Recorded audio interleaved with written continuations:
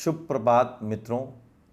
आज मैं अपने लोगों की और अपने खासकर सिविल एरिया के लोगों की फरमाइश पे और डिमांड पर हिंदी में बोलने की कोशिश करूँगा। मैं आपका प्रधान राघविंदर दास, जो all India cantonment bungalow owners cum resident owners association को चला रहा हूँ। आज का जो विषय है हमारा वो बहुत ही महत्वपूर्ण और ज़रूरी विषय है। इसके बारे में आपको शायद बहुत कम लोगों ने कभी परिचित कराया होगा, और जितना आप परिचित हैं मैं नहीं समझता वो आपको इस योग्य बनाता है कि आप इस दस्तावेज़ को लेके अपनी लड़ाई को जीत सकते हैं। ये दस्तावेज़ का नाम है सामान्य भूमि बही, जिसको जनरल लैंड रजिस्टर बोलते हैं, जीएलआर। तो अगर आप लोगों की इजाज़त हो मैं इसको जीएलआर या जनरल लैंड रजिस्टर या कहीं कहीं भूमि बही बोलूँगा। ये विषय मैं क्यों महत्वपूर्ण बोल रहा हूँ? इस विषय में छावनी के अंदर जितनी भी ज़मीन हैं उनके बारे में लिखा है कि मेरी या आपकी या किसी और की जो ज़मीन है, क्या वह ओल्ड ग्रांट है, क्या वह पटे पे लीज पे है, ये रजिस्टर बताता है। अब इस रजिस्टर को हमने जो देखा है या हम लोगों के जिस कागज़ से हम परिचित हैं इस रजिस्टर के, वो एक एक्सट्रैक्ट है। सिर्फ वो छोटा सा एक कागज़ होता है जो आपको हमारी फ़ौज के जो अधिकारी हैं, एमईओ या छावनी के जो अफसर हैं, अथॉरिटीज़ हैं, वो दिखाते हैं। और इसी कागज़ से आप हैरान हो जाएंगे, इस एक्सट्रैक्ट से वो न्यायालय से हमारे और आपके प्रति ऑर्डर तक ले आते हैं कि ये सारी ज़मीनें छावनी के बाउंड्री पिलर्स के अंदर सरकार की ज़मीनें हैं। मैंने यही चित्र अपने अंग्रेज़ी के वीडियो में डाला हुआ है। मैं आपसे निवेदन करता हूं कि आप इसको वहां जाके देख सकते हैं। जो ये एक्सट्रैक्ट, जिसको वो जनरल लैंड रजिस्टर हमें बोलते हैं, होता एक्सट्रैक्ट है, लिखा हुआ भी है उसके ऊपर। क्या वो हमें ये चीज़ें बताता है कि ये ज़मीन किसके पास से आ रही है, किसको ओरिजिनली ग्रांट दी गई थी, कब दी गई थी, किन शर्तों पे दी गई थी?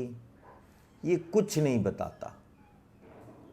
इस रजिस्टर की मान्यता मेरी नज़र में ज़ीरो है, पर हमारी अशिक्षितता, बिकॉज़ हम इस पे शिक्षित नहीं हैं, तो हम आधे से ज़्यादा मालिक जो इन ज़मीनों के हैं वो न्यायालयों में हार जाते हैं। क्यों हार जाते हैं? ये एक अपने आप में बहुत बड़ा विषय है कि हमारी जो नॉलेज कह लो, इग्नोरेंस कह लो, या अशिक्षित हैं हम जो इस कागज़ के प्रति, वही हमें हरा देता है। तो ये बहुत बड़ा सवाल है कि क्या हम शिक्षित होना चाहते भी हैं, या हम खुश हैं जैसे हम जी रहे हैं?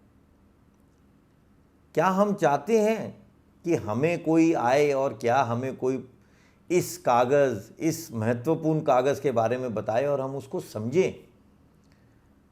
मेरी ये मानना है और धारणा है, जब मैं पूरे हिंदुस्तान के 57 छावनियों में घूमा, कि सिर्फ शायद 10 से 15% लोगों पे ये कागज़, जो इसको मैं पूर्ण वॉल्यूम, फुल वॉल्यूम कहता हूँ, वो है।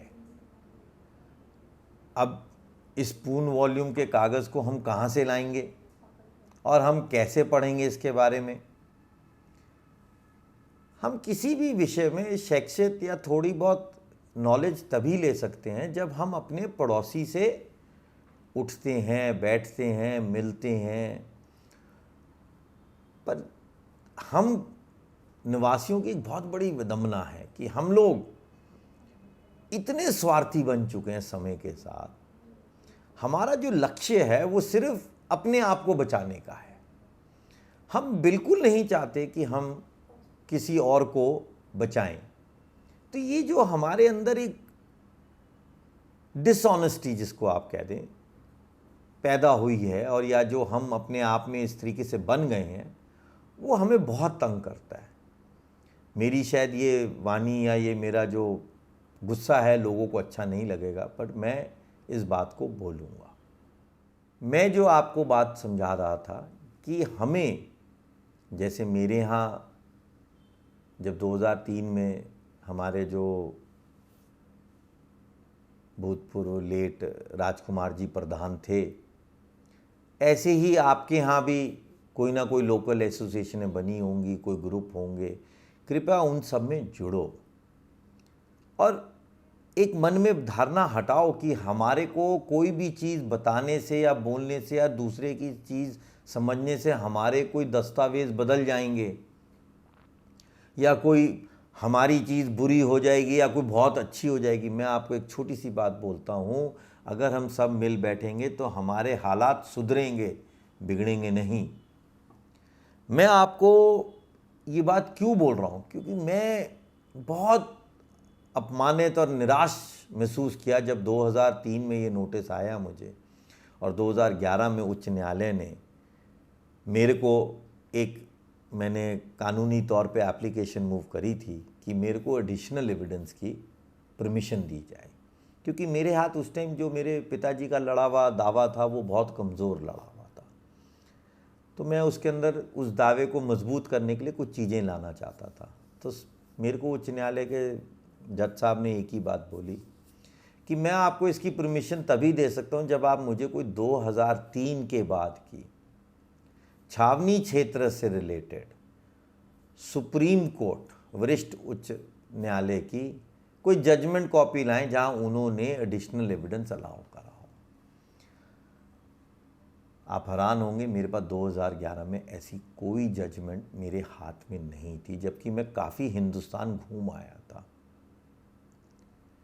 मैं इस वजह से मैंने और जजमेंटें दी 2003 के बाद की जो छावनी क्षेत्र से बाहर की थी, न्यायालय ने उनको नहीं मंजूरी दी और मेरे को 2 बातों पे होल्ड कर दिया कि मैं ग्रांट हूँ और मेरी कोठी ली जा सकती है। अगर मेरे पास वो जजमेंट आज होती, आप हैरान होंगे, तो शायद मैं आज अपनी कोठी में एडिशनल एविडेंस लीड कर रहा होता और बैठा होता, बट वो थी नहीं। क्यों नहीं थी? क्योंकि अब भी हम लोगों से नहीं मिलना चाहते, अब भी हम एक दूसरे को अपने कागज़ दिखाते हुए या दस्तावेज दिखाते हुए घबराते हैं। ऐसे ही दूसरे हैं, अमृतसर वाला सोचता है मैं क्यों मिलूं बैरकपुर वाले से, कामटी वाला सोचता है मैं क्यों मिलूं बेलगाम वाले से, जलंधर वाला कहता है मुझे क्या लेना इलाहाबाद वाले से। तो जब तक हम ये स्थावन इसी सोच से चलेंगे, हम एकजुट नहीं होंगे, हम टूटे टूटे बिखरी कड़ियों की तरह अपने आप को प्रस्तुत करेंगे। डिपार्टमेंट को और मिनिस्ट्री को क्या चाहिए? अकेले तो वो किसी को भी हरा सकते हैं, सरकार बहुत बड़ी है, पर अगर हम एकजुट हो जाएं तो सरकार के लिए मुश्किल हो जाएगा। अंग्रेज़ भी इसी पॉलिसी पे काम करते थे, डिवाइड एंड रूल, और हमारी सरकार भी, मिनिस्ट्री ऑफ डिफेंस, इसी पॉलिसी पे काम कर रही है। भाइयों, मैं सिर्फ इतना बोल सकता हूँ कि 2011 के बावजूद भी मैंने अपना कर्तव्य इस पढ़ाई और इस शैक्षिकता के प्रति नहीं छोड़ा, और बल्कि मैंने 2012 में सारे 57 कंटोनमेंट के लोगों को एकत्रित करा दिल्ली में और एक बहुत बड़ी कन्वेंशन करी। आप हैरान हो जाएंगे, उस कन्वेंशन के एकदम बाद जो फौज थी वो फिर मेरे को तंग करने लग गई। आप हैरान हो जाएंगे, 2 सितंबर 2012 में जबरन, बिना किसी ऑर्डर के, बिना किसी एविक्शन ऑर्डर के या कोई अथॉरिटी के, मेरे कोठी का कब्ज़ा ले लिया उन्होंने। डिपार्टमेंट जो हमारा लोकल बैठा है, कंटोनमेंट मजिस्ट्रेट या मिलिट्री स्टेट या डिफेंस स्टेट ऑफिसर, वो इन बातों को अनदेखा कर देता है। मैं तभी आपको बोल रहा हूँ कि मेरे पास जितनी शैक्षिकता है या जितना मैंने अध्ययन करा है, ये सारे कानून हैं, सारे लॉज हैं, रूल्स हैं, सब लिखा हुआ है।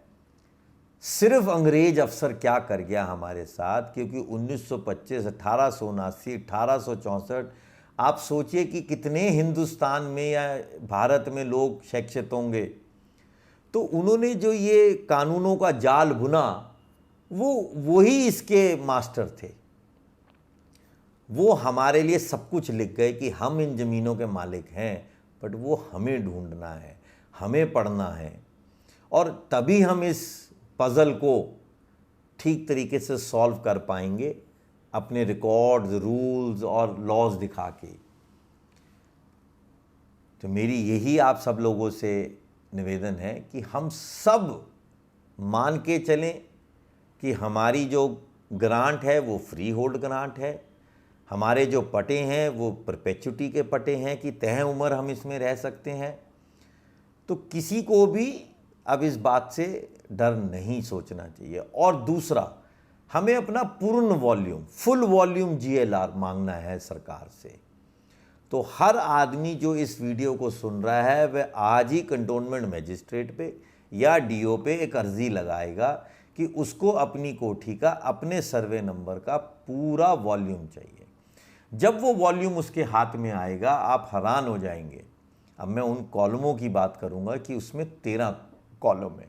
सबसे पहला कॉलम है कि जो सैन्य अधिकारी है वो अपने हस्ताक्षर करके एंट्री करेगा। अंग्रेजी में लिखा है, मैं उसका हिंदी में अनुवाद कर रहा हूँ, ये गूगल ट्रांसलेट से कर रहा हूँ, तो शायद गलत भी हो, तो उसके लिए मैं माफ़ी मांगूंगा। पर इसका मतलब क्या है मैं वो आपको समझाता हूँ कि एक ऐसा रजिस्टर मेंटेन किया जा रहा है जिसको हम म्यूटेशन रजिस्टर कर रहे हैं, और उस रजिस्टर के ऊपर जो ये MO हैं, जो हमारे कंटोनमेंट मजिस्ट्रेट या कंटोनमेंट अधिकारी के नीचे बैठता है, वो इसको कॉलम वाइज और हर ट्रांसफर वाइज मेंटेन करेगा। और जो GLR है उसको वो इन्हीं रूल्स के तहत लिखेगा। क्या वो लिख रहा है, ये हमारा एक सवाल है। दूसरा कॉलम है कि वो हमें एक सहायक सर्वेक्षण नंबर देगा। क्यों देगा भाई हमें एक सब्सिडरी सर्वे नंबर? जब हमारे पास एक सर्वेक्षण नंबर है तो उस सर्वेक्षण नंबर में सब्सिडरी नंबर क्यों देगा? क्या हमारी ग्रांट बंट गई? क्या हमारी प्रॉपर्टी के 2 हिस्से हो गए? ग्रांट तो बोलती है कि उसका 2 हिस्से हो ही नहीं सकते। तो ये क्यों बात उठ के आई? क्या सरकार ने हमारी जो खुली ज़मीन थी उसी का अधिग्रहण कर लिया? क्या हमारी ही ज़मीन में से सरकार ने हमारे नाम एक और पट्टा निकाल के उसको किसी और को दे दिया जो 1879 के और 1912 के छावनी कोड में था? तो इस किस्म के सवाल उठते हैं कि क्यों हमारा सर्वे नंबर बदला जाए या उसको सब्सिडरी करा जाए। ये ओरिजिनल जो इसका नाम है उसको कैडेस्ट्रल सर्वे नंबर बोलते हैं, और वो सर्वे लैंड रिकॉर्ड्स में से आता है। वो बहुत बड़ा विषय है, उसको हम बाद में डिस्कस करेंगे। मैं आपको सिर्फ एक छोटा सा उदाहरण देता हूँ कि आप में से किसी की भी ज़मीन अगर छावनी क्षेत्र और शहर से बाहर है, जिसको हम गांव बोलते हैं, रूरल एरिया, वहाँ आपको एक खसरा नंबर मिलता है। क्या आपने कभी सुना वो खसरा नंबर बदल गया?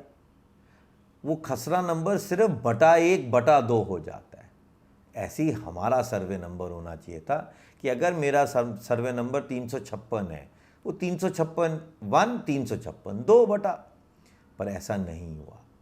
तीसरा कॉलम है वॉल्यूम एंड रजिस्टर्स, कि ये जो पेज है, जो ये पृष्ठ बना है, ये कहाँ से बना, और ये जो वॉल्यूम है कौन सा है। ये मैं आपको आने में 1925 के CLA रूल्स में समझाऊंगा। वो बताना है कहाँ से पुरानी दस्तावेजी एंट्री आ रही है, किसने खरीदा था, किसको ग्रांट हुई थी, ये सारी बातें वहाँ से पता चलेंगी। पर बड़ी एक मुश्किल है कि हमारे जितने भी वकील हैं वो ये रिकॉर्ड मंगाते ही नहीं न्यायालयों में। क्यों नहीं मंगाते? क्योंकि उनकी शैक्षिकता उतनी है जितना उन्होंने सिविल लॉ कॉन्स्टिट्यूशन का पढ़ा है। कंटोनमेंट लॉ स्पेशल लॉज हैं। मैं आज आपको बताऊं कि सबसे पहला जो रजिस्टर बना था इन प्रॉपर्टियों का, उसको हाउस प्रॉपर्टी रजिस्टर बोलते थे। वो 1833 में बना था। उस रजिस्टर के बाद आगे बढ़ते बढ़ते 1879 के अंदर रजिस्टर बने। कहाँ हैं वो रजिस्टर? तो ये जो जीएलआर है, आप हैरान हो जाएंगे अगर मैं आपको एक बात बोलूं, ये एक किस्म से हमारा राजस्व रिकॉर्ड है, जिसको हम रेवेन्यू रिकॉर्ड बोलते हैं। आपको पता है एक पटवारी एक फर्ज या जमाबंदी मेंटेन करता है, ये वही चीज़ है। चौथा कॉलम बोलता है कि जी मेरा वर्ग फीट में या कितने साइज में वो लिखा जाएगा। क्या आप में से किसी ने जो अपनी जीएलआर देखी है उसमें कुछ लिखा हुआ है कि मेरा उत्तर दिशा 250 फुट है और पश्चिम दिशा 200 फुट है? ये लिखते नहीं है। ये सिर्फ एक कुल आंकड़ा लिख के कि जी 2.8 एकड़ ज़मीन है हमारी या 250 गज जगह है, स्क्वायर फुट जगह है, ऐसे नहीं है। पांचवा कॉलम है विवरण। इस विवरण कॉलम के अंदर ये हमारा कोठी नंबर देते हैं। अब ये कोठी नंबर कहाँ से आया हमें? जब हमारे को एक सर्वे नंबर मिल गया, आप हैरान होंगे ये कोठी नंबर 4 बार बदले। 1938 में बदले, 1912 में बदले, 1879 में बदले, या अगर आपकी छावनी के लिए कभी रिकॉर्ड ऑफ राइट बने वहाँ बने। अब काफ़ी लोग पूछेंगे दास साहब आपको कैसे पता है ये बदले? जब मैं अपनी ही माल रोड की कोठी का रिकॉर्ड छान रहा था तो मेरा नंबर था 102, वही जीएलआर में लिखा था। पर जब मैंने 1870 की अपनी रजिस्ट्री पढ़ी तो उसके अंदर नंबर निकला 266। तो ऐसे बहुत प्रमाण हैं मेरे पास जिनको हम देख सकते हैं। छठा कॉलम है क्लास। ये बहुत इंपॉर्टेंट कॉलम है। ये कब आया क्लास? ये 1925 में आया। ये 3 किस्म की क्लासेस थी, इसको याद रखना। A for army, B for बंगला या कोठी, और सी फॉर छावनी की ज़मीन। तो ये 3 किस्म की क्लासें बांटी गई।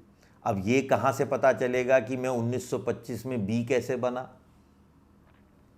ये जीएलआर कहीं नहीं बताती।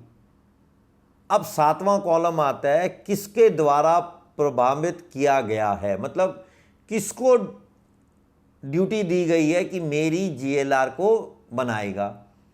जनाब 1938 से पहले, 37 से पहले तो विभाजन ही नहीं था। रूल 2 के हिसाब से सिविल एरिया और बंगला एरिया अलग ही नहीं थे 1925 में।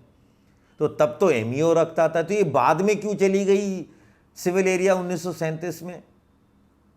तो ये बहुत सवाल हैं जो हमने पूछना है। 8वां कॉलम बोलता है मालिकाना हक। मकान का मालिक कौन है? लैंडलॉर्ड। अब बताइए, अब 1924 के अंदर उस टाइम के एमईओ ने, मिलिट्री स्टेट ऑफिसर ने, या आज के डिफेंस स्टेट ऑफिसर ने, या कंटोनमेंट मजिस्ट्रेट ने ये कैसे पाया कि मैं B3 लैंड हूं? और क्यों लिखा मुझे B3? मैं आज आपको छोटी सी बात बताता हूं कि जब अंग्रेज इस B3 की परिभाषा लिख रहे थे तो उन्होंने उस परिभाषा को इस तरीके से बनाया कि अगर तो कोई निवासी ये दिखा सका उस टाइम के अफसर को कि मेरी ज़मीन 1864 से सेल डीड्स आ रही हैं और फ्री होल्ड है, तो हम उसको फ्री होल्ड लिख देंगे। पर अगर वो नहीं दिखा सका तो हम उसको B3 लिख देंगे। और अगर ऐसा नहीं होता, उसको B3 लिखने से भी पहले एक कॉलम में लिख गए वो एक रूल में कि कंटोनमेंट का जो अफसर है छावनी का, वो एक सिविल सूट फाइल करेगा कि भाई ये सर्वे नंबर, ये कोठी नंबर सरकार की ज़मीन है। उसको जीतने के बाद वो तय करेगा कि ये B3 लैंड है। भाई इसको जीतने, जब एक तय ही हो गया सुप्रीम कोर्ट न्यायालय से कि ये ज़मीन सरकार की है, यही जीजीओ बोलता है कि सारी ज़मीनें छावनी क्षेत्र में सरकार की हैं, तो ये 2 बार हमें ठप्पे लगाने की क्या ज़रूरत पड़ी? ये इसीलिए ज़रूरत पड़ी कि अंग्रेज अफसर कानून नहीं तोड़ता था, वो अपने आप में एक ईमानदार आदमी था, उनके यहाँ कोई ऐसी चीज नहीं होती। तो वो, मैं अगर आपको छोटी सी बात बोलूं, अगर आपको थप्पड़ भी मारना है तो उसका एक कानून बनाएगा और फिर थप्पड़ मारेगा आपको। तो अंग्रेज अफसर को ये बात पता थी। और मैं एक सवाल पूछता हूं अंग्रेज अफसर से, भी जब ये तय हो गया न्यायालय से कि ये जमीन सरकार की, तो मुझे ए बना देते ना, मुझे सी बना देते, मुझे तब भी बी में क्यों रखा आपने? बी की भाषा, परिभाषा आपको पढ़नी पड़ेगी। वो दोनों B3 डेफिनेशंस लिखी हुई है, कहां लिखी हुई है इसको हम आगे देंगे। पर 1937 के CLA रूल्स में ब्रिटिश अफसर ने क्या करा, हमसे दो चीजों के ऊपर हामी ले ली। हामी ये ले ली कि हम B3 हैं, और दूसरी हामी ये ले ली एक एडमिशन डीड के तहत एक कानून बना के कि हम लिखित में देंगे कि ये ज़मीनें सरकार की हैं। और मैं आप लोगों को एक विश्वास से बोल रहा हूँ, 1938 के बाद 100% सबकी एडमिशन डीडें डिपार्टमेंट के कागज़ों में पड़ी हैं। वो कोई और कागज़ ढूंढे या ना ढूंढे, आपकी ज़मीन का ये कागज़ जरूर निकाल के आपके सामने रख देगा। अब 9वां कॉलम क्या बोलता है? Holder of occupancy rights. अब मैं इसको हिंदी में कैसे बोलूँ मुझे नहीं पता, बट इसकी परिभाषा की जो ये नाम दिया गया इसके बारे में कहाँ लिखा हुआ है? ये बड़ा क्लियर लिखा हुआ है लैंड रेवेन्यू एक्ट, जिनको हम भूमि राजस्व अधिनियम बोलेंगे। वहां पे ये बात लिखी हुई है कि मेरे को अगर HOR बोला जा रहा है तो उसका क्या मतलब। अब पंजाब में एक अपना लैंड रेवेन्यू एक्ट बना, इसी तरीके से 4 और बने। अवध का अलग था, बंगाल का अलग था, बंबई का अलग था और मद्रास का अलग था। ये इसलिए अलग करे गए कि उस टाइम जो सेटलमेंट्स थी वो इसी तहत करी गई कि जो ज़मीन पे काबिज था उसको 12 साल या 20 साल का उम्र का एक नियम दिया गया, जिसको पंजाब टेनेंसी एक्ट में, अब इसका मैं हिंदी में कैसे करूं, 1857 का नियम था ये, कि उसके अंदर आपको ये बोला गया कि अगर आप 12 साल से या 20 साल से बैठे हैं तो आप असल मालिक हैं, और कल को अगर सरकार को आपकी ज़मीन लेनी है तो वो बकायदा लैंड एक्विजिशन एक्ट, जिसको आप अधिक्रमण एक्ट बोलें 1894 का, उसमें लेगी। अब कॉलम 10 पे आ जाते हैं कि नेचर ऑफ होल्डर, कि मेरे धारक अधिकारों की प्रकृति। अब इसमें क्या मतलब, ये तो बड़ा स्पष्ट था, ये सारे मानते हैं अफसर दफ्तर के लोग। कानून बोल रहा है, न्यायालय बोल रहा है कि सारी ज़मीनें ग्रांट हैं, और ग्रांट किसके नीचे हैं? कोई गवर्नर जनरल ऑर्डर के नीचे हैं। बंगाल में अलग था, पंजाब में अलग था, मुंबई में अलग था, मद्रास में अलग था। ये विषय हम बाद में बात करेंगे, या मेरी अंग्रेजी वीडियो में मैंने 3 प्रेसिडेंसीज पे बात कर रखी है। तो मुझे सीधा लिख देते ना कि मेरा जो राइट है वो GGO 179 था, नहीं लिखा। या बॉम्बई की या मद्रास की GLR में लिख देते कि वो GGO 14/1827 के नीचे है, नहीं लिखा। क्या लिख दिया? Old grant.